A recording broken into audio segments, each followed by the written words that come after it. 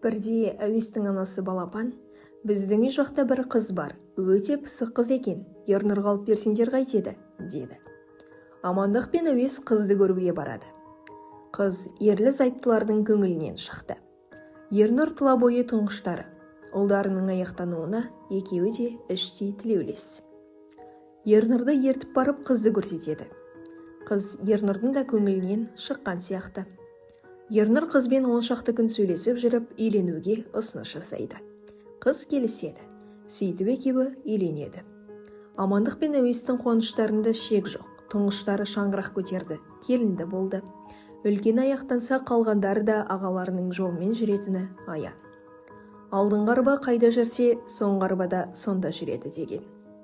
Келін Панар 3 рет босанып, үшеуі де шетінеп кетті. 4-ші немере туғанда шешесінің терезесінен шығарып, ақысын беріп сатып алды. Әбу-Нәсір деп ат қойды. Әбу-Нәсірге 3 ай толғанда бір күні Панар үшті-күйлі жоқ болды. Қайда баратынын да айтпаған, бұлардың іздемеген жері жоқ. Бірде әуестің сіңілісі Дәмегүл Алматыға барды. Бір жерде Панарды көріп қалып, артынан қуып барып жөн сұрайды. Панар сонда да жөнін айтпайды, оның мекен жайын алды.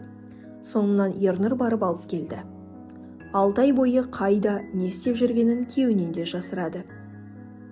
Ернұр ата-анасына бөлек шыққылары келетінін айтып, рұқсат сұрады. Талғарға барып жұмыс істеймін, дейді. Алдымен Ернұр мен Панар Талғарға барып пәтер тауып келеді. Сөйтіп бөлек шығады. Амандық пен әуес бір айдай уақыт өткенде қалай тұрып жатқандарын білуге Талғарға, баласының үйіне келеді. Ернұр Маралсай деген жерде құрылыста істеп жүр екен. Ата-ана байқұс бұларға бір табан жақындамақ боп, кейіннен Талғар ауданының ауылына көшіп келеді. 6 қараға үй салып алады. Әуес базарда шекілдеуік сатып, Амандық болса ер жеткен балаларымен совхозда жұмыс істейді. Бірде шемішке сатып отырса, қасына ақ жигули кеп тоқтайды. Әуес құдағиының сіңілісінің күйеуін тани кетеді. Солармен бірге үйге келсе, Әбу-Нәсір немересі отырады. Амандық та үйде болатын. Ой, біздің кішкентай қайдан жүр деп немересін көтеріп ап сүйгіш дейді.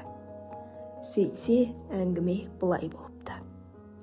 Бірде Панар Әбу-Нәсірді көршісіне әкеп, базарға барып келейін, сіздердікінде отыра тұрсыншы деп тастап кетеді.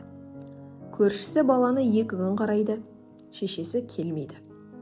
Панардың шешесінің сіңілісін таниды екен, ақыры соған апарып береді. Шешесінің сіңілісі 10 күндей қарап, Панар келмегеннен кейін атасы мен әжесіне келген екен. Ернұр жұмыстан шығып үйге келді. Олар енді Алматы шетіндегі Олжан шағын ауданына көшіп келіп, үй салады. Дорожник деген жердегі мектепке Әбу-Нәсір 1-ші сыныпқа барды. Директоры орыс екен, қазақша судай ағады. Директор әуесті кабинетіне шақырып, немереңізге әлеуметтік көмек аласыз ба, деді. Алмаймын, ендеше былай етіңіз. Шешесін іздеп табыңыз, баласын ала ма, алмай ма. Алмаса қолхат берсін, төлқұжаттарының көшірмесін берсін. Бір мұғалім қызды әуеске қосып берді де, мына кісіге құжат жасайтын жерді көрсетеді. Панардан қолхат алу үшін әуес оны іздеуге шығады. Ұзын құлақтан бір ауруханада істейтінін естіген. Аурухананың біразын сүзіп шықты. Бір танысы Панарды облыстық ауруханадан көрдік деген соң, сонда барады. Кадрлар бөлімінің бастығына барып келінін іздеп жүргенін айтады. Архивті 3 күн бойы ақтарып әзер табады. Нұрлан деген жігітке күйеуге шығыпты. Ол да осы ауруханада құрылыста істейді екен. Кадрлар бөлімінің бастығы әлгі жігітті шақырып берді. Жігітке әуес: Панардың күйеуі бар, оған қалай үйлендің, дейді. Ажырастым деген, деп қарап тұр. Өзің бұрын үйленбеп пе едің? Үйленгенмін, 2 қызбен ажырастық. Әпкеме жездем сай демекші, бірін тапқан екенсіңдер ғой. Мені үйіне баста, әйеліңмен сөйлесуім керек, дейді. Жігіт әуесті үйіне ертіп барып, өзі кетіп қалады. Панар төсекте баласын емізіп отыр екен. Әуесті көргенде түрі құп-қу боп, тілі байланып қалғандай, бір ауыз тілге келе алмады. Әуестің бір аяғы іште, бір аяғы сыртта. Панар, неге үндемейсің? Ернұр қайтыс болған. Әбу-Нәсірді өзің аласың ба? Соны білейін деп келдім. Әйел не я, не жоқ деместен отыра берді. Егер маған қалдырсан қолхат бер, паспорттың көшірмесін бер. Мен сенің ошағында ойрандайын деп келгенім жоқ. Тастай қашқан баланды мектепке беріп, құжаттарын түгендеумен жүрмін. Бірақ ол күні ештеңе бітіре алмады. Төлқұжаттың көшірмесін сұрап 4 ай сенделді. Ең соңында кадрлар бөлімінің бастығына келіп, әлгі Нұрлан деген жігітті қайта шақырып беруін өтінеді. Шақырып береді, ашуға булыққан әуес: мені осынша қаңғыртқандарың үшін мен де аямаймын сендерді. Сені жұмыстан шығартамын, әйеліңді аналық құқығынан айыртамын. Ол баламен ажыраспай тұрып-ақ сенімен үйленіп алған, туған баласын тастап кеткен, дейді. Апатай, осы жұмысқа әзер орналасып едім.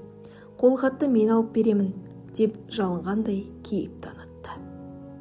10 күннен кейін келемін, қолхатты алып дайындап қой деп кетті. Айтылған мерзімде үйлеріне барады. Панар 180 градусқа өзгерген.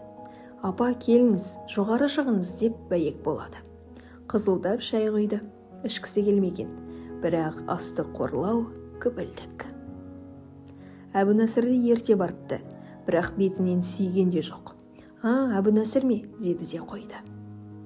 Қазір сол Панардың бір ұл, бір қызы бар екен. Қызы биыл 19-ға келіпті, параличпен ауырады екен. Еш кінәсі жоқ, қаршадай сәбидің көз жасына қарамай, тастап кеткен тас жүрек шешенің зардабы баласына тиген шығар деп ойладым. Кезінде Ернұр ұлыма қайта үйленсеңші, қашанғы жүре бересің дегенімде, үйленбеймін, өзінен тумаған балаға бөтен әйел қараушы ма еді. Балама ешкімге шапалақ салдырмаймын деген еді. Өзі 1 жылдан кейін дүние салды. Сөйткен Әбунәсір әжесінің жетелеуімен мектепті үздік бітірді. Университетке түсіп, оны да ойдағыдай тәмамдады. Былтыр 2019 жылы отбасын құрды. Қазір әжесінің қамқоршысы. Бірақ өкінішке орай Әбунәсірдің қызығын атасы Амандық та көре алмады.